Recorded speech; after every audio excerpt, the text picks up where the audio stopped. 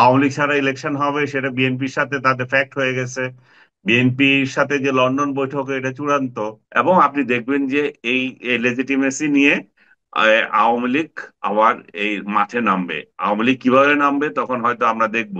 সরকারি আনুকূল্যে ভাই নেতা হওয়া কঠিন।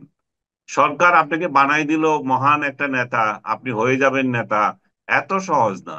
জনগণ খাবে না আপনাদের। সম্ভবত বাংলাদেশে এই প্রথমবারের মতো ইতিহাসে যে এতগুলো রাজনৈতিক দল, প্রায় 150 রাজনৈতিক দল নিবন্ধনের জন্য নির্বাচন কমিশনে আবেদন জানিয়েছে। এর বিশেষ কোনো মাজা আছে কিনা, বিশেষ কোনো বার্তা আছে কিনা, একই সঙ্গে আমরা একটু আলোচনা করব সাবেক সিইসি নুরুল হুদাকে যেভাবে আটক করা হলো, সেই বিষয়টিকে আমরা নিয়ে আসবো যে এটার মধ্য দিয়ে আমরা নতুন করে কোনো শিক্ষা অর্জন করবো কিনা, অথবা বিষয়টি কতটা সঠিক হয়েছে। আনিস আলমগীর, আপনাকে স্বাগত জানাচ্ছি আমাদের অনুষ্ঠানে।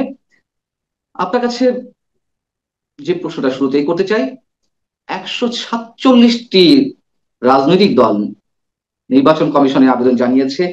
আহ আপনার কি মনে হয় এর আগে একসাথে এই পরিমাণ রাজনৈতিক দল নিবন্ধনের জন্য আবেদন জানিয়েছে?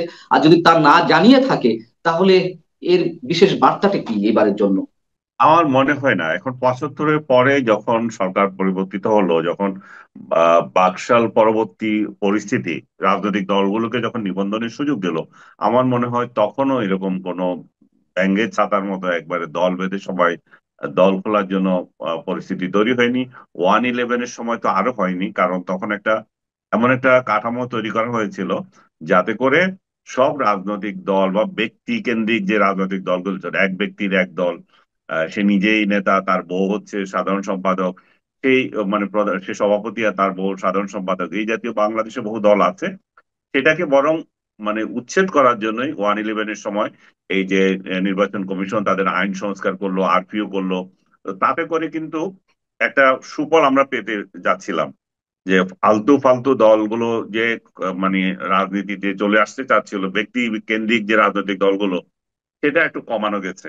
এখন আপনি বলতে পারেন যে এখন কেন এই স্রোত তৈরি হয়েছে। আমার মনে হয় যে এই যে 24-এর অভ্যুত্থানের পর যে জোয়ার, যে সবাই সবাইকে রাজা মনে করছে এবং সবাই রাজা হয়ে গেছে ডক্টর ইউনূসের রাজত্বে।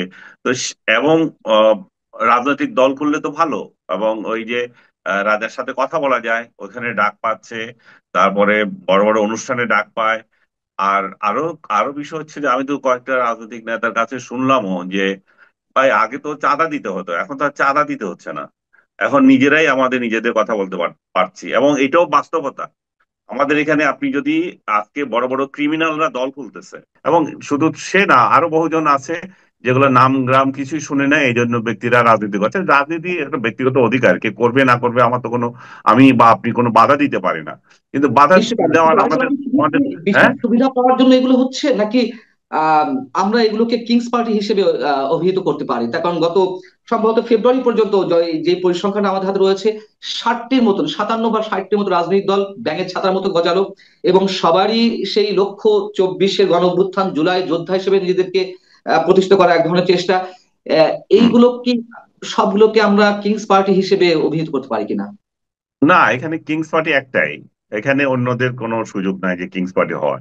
ডক্টর ইউনূস যখন ডিক্লেয়ার করে দিয়েছে যে ওই রাজনৈতিক দলের প্রতি তার দুর্বলতা আছে, ওই নেতাদেরকে তার দলের তার সভাসদের লোকজন প্রধানমন্ত্রী হিসাবে দেখতে চায়, তখন এটা তো বলার অবকাশ নাই যে যে এনসিপি ছাড়া ওনার আরো কোনো দল আছে।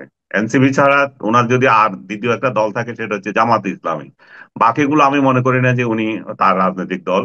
এমন কথা উঠেছে যে একটা সংখ্যাতাত্ত্বিক ভারিক্কিটা দেখানো যায় কিনা, যেমন একটা মাঝে বলেছিল ডক্টর মোহাম্মদ ইউনূসকে 5 বছর দেখতে চায় অনেকে।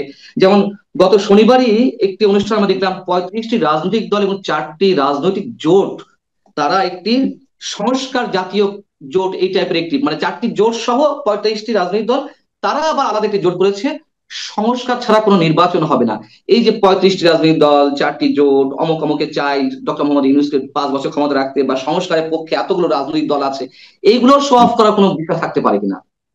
এগুলো যে টাকা পাবে, এগুলো মনে করেন এই যে এই ধরনের ইয়ে করলে আপনি যেটা বললেন যে জি। কিংস পার্টি, ওনার কিংস পার্টি যেটা আছে, হুম তাকে হুম। সহায়তা করার জন্য কিছু পার্টি দরকার।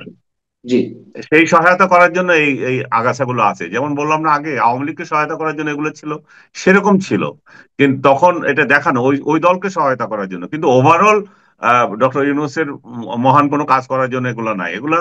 এবং ইলেকশনের আগে এই সমস্ত অবৈধ টাকা বিলি হয়, সরকার পার্টি থেকে বিলি করে। ডক্টর ইউনূসের যদি ইচ্ছা থাকে তাহলে এগুলো হয়তো এই জাতীয় গুলোকে কিছু দিতে পারে, হয়তো ওদের আগ্রহ আছে। এই জন্য আমি সবচেয়ে মনে করি যে টাকা পয়সা না, এরা একটা প্রতিপত্তি, একটু একটু নিজেদেরকে দেখানোর জন্য এই সমস্ত রাজনৈতিক দলগুলো রাস্তায় নেমেছে। আর যেটা আমরা বলছি না, সেটা হচ্ছে আরপিও তে চেঞ্জ আনতেছে। আরপিও তে আগে যে কঠিন অবস্থা ছিল, অতটা হুম, সদস্য থাকতে হবে, এতটা অফিস থাকতে হবে, এগুলো এই যে ডক্টর ইউনূসের কিংস পার্টি চাপ দিয়ে এটাকে সংশোধন করিয়ে এখানে সহজ করে দিচ্ছে। এই সহজ করে দেওয়াতে এই সমস্ত আগাছা রাজনৈতিক দলগুলো সুযোগ পাচ্ছে। যে প্রশ্ন করতে চাচ্ছিলাম যে ধরে নিলাম 147-এর মধ্যে 100টি না হোক, 50টি না হোক, 30টি পেল, হুম। আর আওয়ামী লীগের নিবন্ধন স্থগিত রয়েছে, এর হুম। মধ্য দিয়ে যে ভোট বা নির্বাচন অনুষ্ঠিত হতে যাচ্ছে বা হবে, যদি আদৌ হয় সেটি নিয়েও কনফিউশন রয়েছে অনেকের, যদি হয় সেটি হুম। আন্তর্জাতিক বিশ্বে কতটা গ্রহণযোগ্য হবে? মোটেও গ্রহণযোগ্য হবে না। একটু আন্তর্জাতিক তো দূরের কথা, দেশের মধ্যে গ্রহণযোগ্য হবে না। আওয়ামী লীগের তো একটা অবস্থান আছে, আপনি তাকে যদি বিচার করতে হয় বিচার করেন। তার বিচারের আগে তাকে যদি আপনি ইলেকশন থেকে দূরে রাখেন, আপনার মানে আমার বিরুদ্ধে মামলা করলেন, মামলার রায় হওয়ার আগে আপনি ফল দিয়ে দিলেন, ইলেকশন করতে পারবে না। তো সেটা তো একটা অন্যায়। আওয়ামী লীগকে আপনার সাপোর্ট করার দরকার নাই, কিন্তু আপনি ন্যায়ের মধ্যে থাকতে হবে। কোনো কারোর বিরুদ্ধে যদি অভিযোগ আনতে হয়, আওয়ামী লীগ বিরুদ্ধে যে অভিযোগ অ্যাট্রোসিটি করেছে তারা 24-এ, তো সেরকম অভিযোগ তো জামাতের বিরুদ্ধে আছে, 71 সালে করেছে তারা। জামাত কিভাবে এই সরকারের সেটা আমলে এসে অনিবার্য। আবার হালাল হয়ে গেছে। তো হুম। আমি বলছি না আর কি জামাতে ইলেকশন করতে বাধা দেওয়ার জন্য। জামাত একটা বাংলাদেশে প্রতিষ্ঠিত দল, তারও রাজনীতি করার অধিকার আছে, অধিকার আজ তারা করছে দীর্ঘদিন থেকে। তো আমার কথা হচ্ছে, এক আইন, একজনের জন্য এক আইন করলে তো হবে না, আইন সবার জন্য সমান হতে হবে। সেই ক্ষেত্রে বর্তমানে আওয়ামী লীগের বিরুদ্ধে যে কথা বলা হচ্ছে, সেটা সেটা মানুষের কাছে যুক্তিযুক্ত হবে না। কারণ আপনি তাকে বাইরে রেখে ইলেকশন করবেন, হয়তো ইলেকশন হবেও, আওয়ামী লীগকে বাইরে রেখে ইলেকশন হবেও, এটাও এটাও বাস্তবতা। কারণ আওয়ামী লীগ যে পর্যায়ে আছে, আওয়ামী লীগ এমন কোনো পরিস্থিতি নাই যে সরকারকে বাধ্য করতে পারে। তাদের এমন কোনো বিদেশি চাপ নাই যে এই সরকারকে বাধ্য করে যে তোমরা আওয়ামী লীগকে বাদ দিয়ে ইলেকশন করো না। একসময় হয়তো ছিল, কিন্তু সরকার দেখছে যে না, তেমন তেমন কষ্ট না এদেরকে বাদ দিয়ে দিতে পারে। কিংবা পার্টনার যারা আছে, যারা এই এই ইলেকশন করতে যাচ্ছে, বিএনপি, জামাত, তারাও যদি মনে করে যে এদেরকে বাদ দিয়ে যদি আমরা ইলেকশন করি তাহলে তো সুখে শান্তিতে আমরা সংসদে চলে আসতে পারবো, আমাদের কোনো প্রতিদ্বন্দ্বী নেই। তো বাট একটা জিনিস তো রয়ে যায়, সেই 24-এ বলেন, 18 বলেন, কিংবা 14-ই বলেন, যে কারণে ইলেকশন গুলো গ্রহণযোগ্যতা পায় নাই, বিশেষ করে 14 এবং 24। একই কাহিনী তো এখানে হবে। আর 18 কিন্তু ইলেকশন তো অন্যরকম, সেটা তো সবচেয়ে নিকৃষ্ট নির্বাচন যদি শেখ হাসিনা করে থাকে। আওয়ামী লীগ সেটা হচ্ছে আওয়ামী 18 সালের, লীগ এবং সেটা অংশগ্রহণপূর্ণ। তাহলে বুঝেন, অংশগ্রহণ করলেই যে একবারে নিরপেক্ষ নির্বাচন হয়ে যাবে তা না। অংশগ্রহণ করেও কিভাবে সব কটা দিতে হবে। রাজনৈতিক দল অংশগ্রহণ করার পরেও একটা নিকৃষ্ট নির্বাচন শেখ হাসিনার আমলে হয়েছিল। এবং আমার ধারণা শেখ হাসিনার পতনে সবচেয়ে বেশি ভূমিকা যদি কোনো নির্বাচন রেখে থাকে, সেটা 24 নয়, সেটা 14 নয়, সেটা হচ্ছে 2018। জি। আহ, এবং শেখ হাসিনা সুষ্ঠু বা অংশগ্রহণমূলক নির্বাচনে যে সংজ্ঞাটি তিনি প্রয়োগ করতেন, যে মানুষ ভোট দিতে পারলেই সেটি অংশগ্রহণমূলক, সব রাজনৈতিক দলকে অংশগ্রহণ করতে হবে এমন কোনো কথা নাই, সেই সংজ্ঞাটি এখন ফলো করার চেষ্টা করছেন আমাদের প্রধান উপদেষ্টা। বিবিসির সঙ্গে সাক্ষাৎকারে তিনি বলেছেন যে অংশগ্রহণমূলক বলতে তিনি এমনটাই বোঝেন যাতে মানুষ ভোট দিতে পারে, এবং যেই জাতিসংঘ এর আগে ভোটের জন্য নানান ধরনের চাপ প্রয়োগ করা হচ্ছিল, 2024 সালের কথা বলছি আমি, এখন তারা হুম। নিজেরাও তাদের সংজ্ঞা পরিবর্তন করে দিয়েছে। শেখ হাসিনার বক্তব্যটাই তাদের কণ্ঠে প্রতিধ্বনিত হচ্ছে, সেটাই রেফারেন্স আকারে বিবিসি কে বলেছেন ডক্টর মোহাম্মদ ইউনুস। এবং আবার তিনি বলছেন যে না, এটা আসলে নির্বাচন অংশগ্রহণের বিষয়টি নির্বাচন কমিশনের বিষয়। সব মিলিয়ে হুম। আসলে তিনি কি বলতে চাচ্ছেন? উনি বলতে চাচ্ছেন আওয়ামী লীগ ছাড়া ইলেকশন হবে, এটাতে এত এত হিসাবের কি আছে? আওয়ামী লীগ ছাড়া ইলেকশন হবে, সেটা বিএনপির সাথে তাদের ফ্যাক্ট হয়ে গেছে।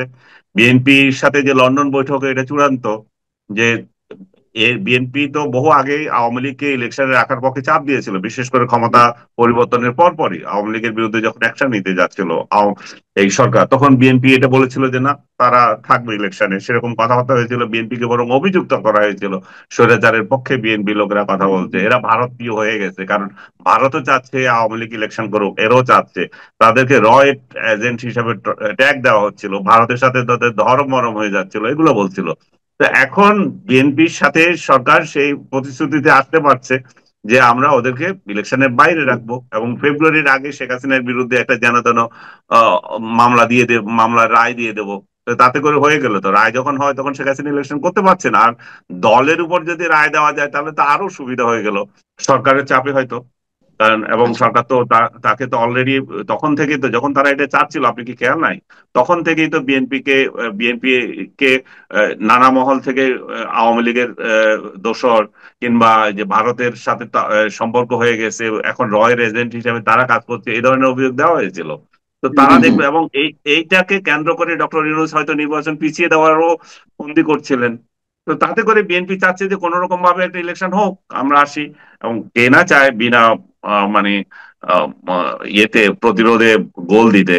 সেটা হচ্ছে, কিন্তু বাস্তবতা হচ্ছে যে আপনি শুরুতে যে কোশ্চেন করেছেন, এটা গ্রহণযোগ্যতা কতটুকু হবে বাইরের কাছে নয়, হুম। দেশের কাছে হবে না। এবং আপনি দেখবেন যে এই লেজিটিমেসি নিয়ে আওয়ামী লীগ আবার এই মাঠে নামবে। আওয়ামী লীগ কিভাবে নামবে তখন হয়তো আমরা দেখবো আহ, কিভাবে আসে, কারণ অনন্তকালের জন্য তো আওয়ামী লীগকে বাংলাদেশ থেকে মুক্তি দিতে পারবে না। এই যে কথাবার্তা বলতেছি এখন, বলে যে স্বৈরাচারের পক্ষে কথা বলছে না, এই জায়গায় যদি বিএনপি থাকতো, বিএনপির পক্ষেও একই কথা বলতাম। অনন্তকাল হুম। বিএনপি কে তো আপনি ক্ষমতার বাইরে রাখতে পারবেন না, অনন্তকাল ইভেন জামাত তাকেও আপনি রাখতে পারবেন না। তাহলে কি হয়, এই ধরনের বড় ধরনের রাজনৈতিক দলকে যদি আমরা রাজনীতি থেকে নিষিদ্ধ করে রাখি, জঙ্গিবাদের উত্থান হয়, এই গুপ্ত হামলা বাড়ে। তো সরকার যখন তারেক রহমান কিংবা অন্য কারো নেতৃত্বে যখন বিএনপি ক্ষমতায় আসবে, বা অন্য কোনো একটা দল যদি ক্ষমতায় আসে, তারা কি শান্তিতে থাকতে পারবে? এই 5 বছর তো তাদের অশান্তিতে কাটতে হবে, এবং লেজিটিমেসি নিয়ে সমস্যা হবে বাইরে ভিতরে। তো তাহলে কে না চায় যে সর্বদলীয় অংশগ্রহণপূর্ণ একটা নির্বাচন হোক? তো বিএনপি হয়তো বাধ্য হয়েছে, এখন এটা গিলতে সরকারের টোপ। 2018 নির্বাচনটি আওয়ামী লীগের জন্য সবচেয়ে আত্মঘাতীমূলক ছিল, সবচেয়ে ভয়ঙ্কর ছিল, যা খেসারত আওয়ামী লীগকে দিতে হয়েছে। সেই 2018 নির্বাচন বহুল বিতর্কিত এবং ঐতিহাসিক বলা যায় এক অর্থে। সেই নির্বাচন যার অধীনে হয়েছিল সাবেক প্রধান নির্বাচন commissioner A K M Nurul Huda, তাকে আটক করা হয়েছে। আটক করা হতেই পারে, মামলা তার বিরুদ্ধে হতেই পারে, তার বিচারও হতে পারে। কিন্তু যেভাবে তাকে মানে তার আগে কথিত জনতা জুতার মালা পরিয়ে তারপরে পুলিশ হাতে সোপর্দ করলেন, এটিকে আপনি কিভাবে দেখছেন? এটাকে তো কোনো সুস্থ মানুষ স্বাভাবিকভাবে নেবে না। দেখেন, আমি শুরুতেই বলছি 2018 এটা কলঙ্কিত নির্বাচন। এই কলঙ্কিত নির্বাচনের জন্য এই লোক অবশ্যই দায়ী। এই লোককে যদি থাপড়ানো, জুতামালা পরানো, সেটা তো আওয়ামী লীগ করা উচিত ছিল। আওয়ামী লীগ করাবে, কিন্তু কথা হচ্ছে যে সভ্য সমাজে সেটা হবে কেন? একটা সভ্য সমাজে তো কোনো রাজনৈতিক দলের হয়ে, মব হয়ে কেউ এই ধরনের কাজ করতে পারে না। উনার মতো একটা অপদার্থকে, একটা উপসচিব পর্যায়ের কর্মকর্তাকে বিএনপি, আওয়ামী লীগ একটা ইলেকশন কমিশনার বানিয়েছিল, নিঃসন্দেহে তাদের অসৎ উদ্দেশ্যে বানিয়েছিল। এই ধরনের মেরুদণ্ডহীন একটা লোককে নির্বাচন কমিশনার বানিয়ে আওয়ামী লীগ জাতিকে যে নির্বাচন উপহার দিয়েছে, সেটা একটা প্রহসনের নির্বাচন হয়েছিল। এখন অনেক ছাগল পাগল আপনাকে বলবে, এই আনিস আলমগীর যে এত কথা বলছে, এগুলো কি বলেছিল আগে? এই তাদের উদ্দেশ্যে আমি বলতেছি, 2018 সালে নির্বাচন যেদিন রেজাল্ট হলো, যেই রাতে নির্বাচন হলো, সেই রাতে আহ নাগরিক টেলিভিশনে বক্তৃতায় আমি বলেছিলাম, আমি মনে হয় সম্ভবত বাংলাদেশে একমাত্র সাংবাদিক এই সেদিন বলে এসেছি যে এটা একটা ফালতু নির্বাচন হয়েছে, প্রশাসন এটা করেছে। আব্দুল নূর তুষার ছিল উপস্থাপক। উপস্থাপক সাহেব সঙ্গে সঙ্গে ইয়েতে গেছেন, বিরতিতে গেছেন, যে এইভাবে যদি চলতে থাকে টেলিভিশন বন্ধ করে দেবে। তো বুঝেন এবার, তখনও বলা গেছে, বলা যায় নাই তা নয়। এবং আমি আরো আজকে আরেকটা জিনিস ডিসক্লোজ করছি, সেই বিরতিতে আমাকে টেলিফোন করেছিল আওয়ামী লীগের তথ্য সম্পাদক, এই যে আমিনুল ইসলাম। আমিনুল ইস- আমিন আমিন ভাই আমাকে ফোন করে বলে যে, আনিস ভাই, আপনার এই কথাটা ভাই আমাদের কথা, কিন্তু আমরা তো কেউ বলতে পারছি না, এই নির্বাচনের মাধ্যমে আমাদের দলটাকে আমাদের হাতে তুলে দেওয়া হয়েছে, এবং আমরা নিঃশেষ হয়ে গেছি, আমাদের রাজনীতি শেষ হয়ে গেছে। আমিন ভাইকে আমি কোট করে বলতেছি এটা। তো এই যে দেখেন, যে শেখ হাসিনার রাজনীতিকে কবর দেওয়া হয়েছিল সেই নির্বাচনের মাধ্যমে, এই লোকটা দিয়েছিল। তো তার উপর রাগ থাকার কথা, কারণ অপাত্রকে যদি বড় বড় পোস্টে দেওয়া হয়, তাহলে এই অবস্থা হবে। শেখ হাসিনা এরকমই করেছে, যাকে যেখানে দেওয়া সেখানে দেয় নাই। অযোগ্য, অকর্মণ্য এবং তার আত্মীয় স্বজনদের সে পদায়ন করেছিল, তার পরিণতি ভোগ করেছে। এখনো উনি সেই একই অবস্থায় আছেন। অন্তত 100, নেতা দুর্নীতিবাজ, এবং এই যে যারা অপরাধ করেছে, তাদেরকে উনি বহিষ্কার করে এই দলটাকে বেটার একটা দলে রূপান্তরিত করতে পারতেন, কিন্তু করেন নাই। আমি আগের কথায় ফেরত আসছি, এই লোকটাকে যে অপমান করা হলো যে পদ্ধতিতে, সেটা তো কোনোদিন গ্রহণ করব না ভাই। তার একটা, আপনি এত বছর পরে এসে এই যে বিএনপি যে লোকগুলা মামলা করছে, তোমরা কোথায় ছিলে এতদিন? তখন কেন মামলা করতে পারো নাই? তখন একদিনও তো তার বিরুদ্ধে কোনো শব্দ উচ্চারণ করো নাই। আজকে মামলা করে তার বিরুদ্ধে মব লাগিয়ে তাকে অপমান করলা। ঠিক আছে, অপমান করছো, সেই পরিণতি তো সামনের দিনগুলো তো অপেক্ষা করছে। এই ধরনের অপদার্থ নির্বাচন এবং পছন্দ হবে না এই ধরনের নির্বাচন যখন সামনের দিনও আসবে, তখন এইভাবে অপমানিত হবে ইয়েরা। এবং কে দায়িত্ব নিতে যাবে তাহলে এই ধরনের ইলেকশন করার জন্য? কারণ ইলেকশন নির্ভর করে সরকারের উপর, শুধুমাত্র এই সমস্ত ইয়েদের উপর না। তো বলে না, ছাগল নড়ে ইয়ে খুঁটির জোরে। তো খুঁটি মানে সরকার তো খুঁটি দিয়ে রাখলে এগুলো কিভাবে করবে? এখন একটা জিনিস ভালো আছে, আমি এই সরকারের অন্তত একটা প্রশংসা করি। ডক্টর ইউনূসের সরকার, আপনি হয়তো দেখেন নাই, একটা অন্তর্বর্তীকালীন সরকার আজকে রাতে একটা বিবৃতি, যে রাতে 22 তারিখের রাতে একটা বিবৃতি দিয়েছে ঘটনার পর। এবং সেই বিবৃতিতে তারা বলেছে যে যে উত্তরা থানার পুলিশ তাকে গ্রেপ্তার করেছে এবং মব কর্তৃক সৃষ্ট বিশৃঙ্খল পরিস্থিতি এবং অভিযুক্তকে শারীরিকভাবে লাঞ্ছিত করার বিষয়টি সরকারের নজরে এসেছে। সরকার দেশের সকল নাগরিকের প্রতি আবারও আইন নিজের হাতে তুলে না নেওয়ার অনুরোধ করছে, এবং অভিযুক্ত সকল ব্যক্তির বিচার দেশের আইন মেনে হবে, এবং বিচারাধীন বিষয় ও ব্যক্তির ব্যাপারে আদালত সিদ্ধান্ত নেবে। অভিযুক্ত ব্যক্তির উপর আক্রমণ, এই জিনিসটা আমার মনে হচ্ছে প্রশংসা করার মতো, যে লাইনটা লিখেছে। প্রশ্ন তো করার মতো, অভিযুক্ত কিন্তু ব্যক্তির আপনি উপর বলেন যে আক্রমণ। এই ধরনের আমি বিবৃতি শেষ এর করে আগেও দিচ্ছি তারা আপনাকে। দিয়েছে। না না, এই আমি ধরনের শেষ করি। বিবৃতি। অভিযুক্ত ব্যক্তির উপর শারীরিক আক্রমণ এবং লাঞ্ছিত করা এবং বেআইনি আইনের শাসনের পরিপন্থী, এবং এটা ফৌজদারি অপরাধ। মব হুম। সৃষ্টি করে উচ্ছৃঙ্খল পরিস্থিতি সৃষ্টিকারী সকলকে চিহ্নিত করে আইনানুগ ব্যবস্থা নেবে, এটুকু তো বলছে ভাই। আগে তো আগে বলে নাই? 32 নম্বর যে বলেছে। হামলা হলে তখন কি হ্যাঁ, বলেছে? ঠিক আছে, আমরা অবশ্যই প্রশংসার দাবিদার তারা হতেই পারে, এটুকু বলতে পারি। কিন্তু কথা হচ্ছে, এই ধরনের বিবৃতি তারা এর আগেও দিয়েছে। বঙ্গবন্ধু বাড়ি যখন বুলডোজার দিয়ে গুড়িয়ে দেওয়া হলো, তারপরে সারা দেশে আওয়ামী লীগ নেতা কর্মীদের বাড়ি বুলডোজার দিয়ে গুড়িয়ে দেওয়া হলো, তারপর বিভিন্ন জায়গায় মবের ঘটনা ঘটছিল, একাধিকবার এই বিবৃতি দিয়েছে, কিন্তু কারোর না বিরুদ্ধে কোনো না না, শাস্তি। আমি আপনার সাথে দ্বিমত করি, তারা এই জি, জন্য বিবৃতি দেয় নাই। তারা এখন দিয়েছে, ভরি ঠিক মাছ নাসুই দিয়েছে। পানি আমি আমি বিবৃতি দিয়েছে। আমি আমি এখানে আপনি স্পষ্ট করে বলছে তাদের বিচার করা হবে। না, আমি বলি বিবৃতি দিয়ে দেওয়া দেওয়া হয়েছে এটা। এখন তো আমি আপনাকে দেখাতে পারছি না সময় সংক্ষিপ্তের কারণে, আমি আপনাকে লিঙ্ক পাঠিয়ে দেবো। অবশ্যই বিবৃতি দিয়েছে, তারা এগুলো সাপোর্ট করে না, ব্যবস্থা নেওয়া হবে, কিন্তু কারোর বিরুদ্ধে ব্যবস্থা নেওয়া হয়নি। তো এই ধরনের কথা বললাম, কিন্তু কোনো ব্যবস্থা নিলাম না, তার কি মূল্য থাকতে পারে? আমি একটু দায়িত্ব নিয়ে বলছি যে বিবৃতি দিয়েছে, আপনার হয়তো খেয়াল নাও থাকতে পারে, আমি দায়িত্ব নিয়ে বলছি। তখন যদি তারা না করে, তাহলে তো মূল্যহীন আরেকটা বিবৃতি হলো এটা। বাট আমার সেটাই চোখে সেটাই পড়ে নাই। বলছি। আমি আমি যতগুলো বিবৃতি দেখেছি, ইনক্লুডিং 32 নাম্বার, দড়ি মাছ জি। নাসুই পানি, কারো প্রতি কোনো ইয়ে নাই যে এটা থেকে বিরত থাকা উচিত, সরকার সহ্য করবে না, এগুলোই ছিল। কিন্তু এখানে স্পেসিফিক বলা হয়েছে আমরা বিচার করব, দেখি তারা বিচার করে কি না করে।